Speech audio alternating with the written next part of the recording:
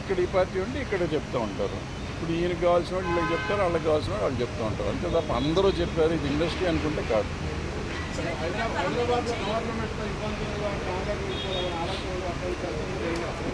నాకు తెలిసి ఏం జరగలేదు. ఎవరిని వెళ్తే హ్యాపీగా వెళ్ళి రావచ్చు, తప్పేం లేదు. పంపేం మునిగింది ఇప్పుడు. అంటే ఇక్కడ ఏమీ జరగదు. మొత్తం ఇండస్ట్రీ అంతా ఇక్కడ ఉంది.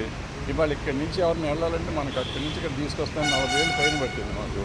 వీళ్ళు ఇక్కడి నుంచి వెళ్తామంటే ఇక్కడ ఎట్లాగో ఉంటుంది. అక్కడ సినిమా అక్కడ తీసుకున్నా ఉండలేము. ఆంధ్రాలో మనకు కొన్ని కావాలంటే సముద్రం కావాలంటే ఇక్కడ వేలేం కదా, అక్కడికి వెళ్ళి తీస్తాము. అట్లా కొన్ని చోట్ల ఇంతకుముందు గోదావరికి వెళ్ళి పొలాలు కావాలంటే అక్కడ వెళ్ళి ఇవాళ సస్యశ్యామలోనే ఉంది తెలంగాణ, ఇక్కడే తీస్తున్నాం పొలాలు కూడా. సో ఇట్లా అవసరమైతే వెళ్తాం. ఏమో మీలాంటి గొప్ప వాళ్ళు ఎవరిన సముద్రాన్ని ఇక్కడ తీస్తే సముద్రం కూడా ఇక్కడ తీస్తాం.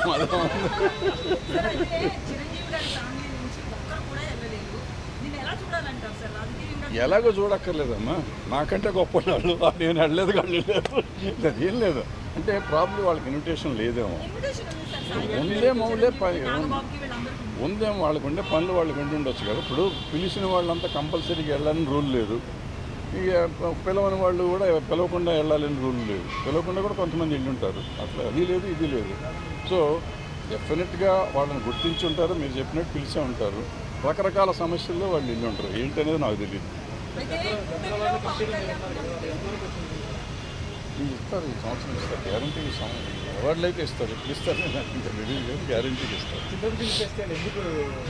అయితే సెంట్రల్ గవర్నమెంట్ మనకు సంబంధం లేదు. మనకు పర్మనెంట్ హబ్ తీస్తారు కదా, ఈ గవర్నమెంట్ వచ్చినాక తీస్తారు. బీజేపీ గవర్నమెంట్ వచ్చినాక తీస్తారు, ఇక్కడి నుంచి తీసేసి గోవా పంపించారు.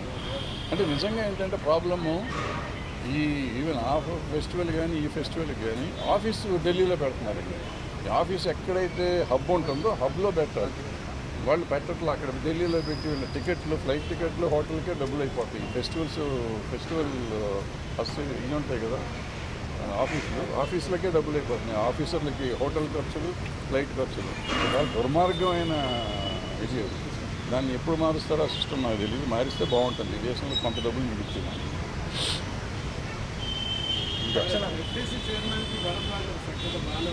అద్భుతంగా ఉంది. నాకేంటో మా తమ్ముడే కదా.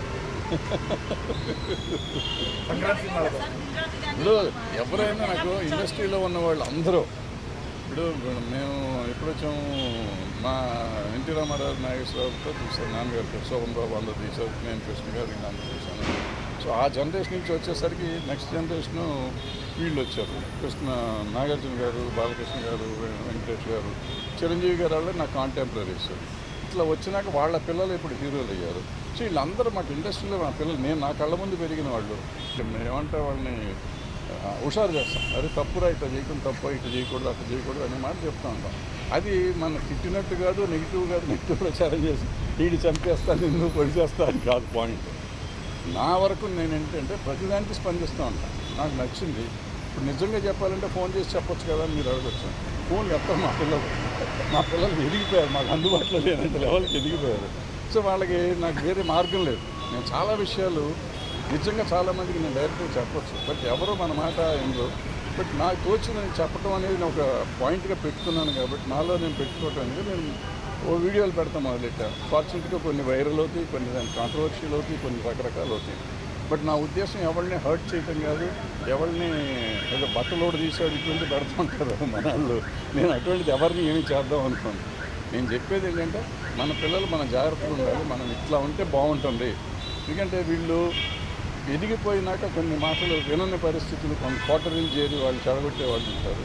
వాళ్ళ మాటలు వినకండి బాబు, మీరు పెద్దవాళ్ళ మాటలు కొన్నిటికి వినండి. కొన్నిటికి వాళ్ళే కావాలి. మీరు కొన్ని పనులు చేయాలంటే వాళ్ళు వెమటున్నోళ్ళు కావాలి, కొన్ని పనులు చేయాలంటే పెద్దవాళ్ళ మాటలు వినాలి అనేది నా పాయింట్. అది చెప్తానికి ప్రయత్నం చేస్తూ ఉంటాను.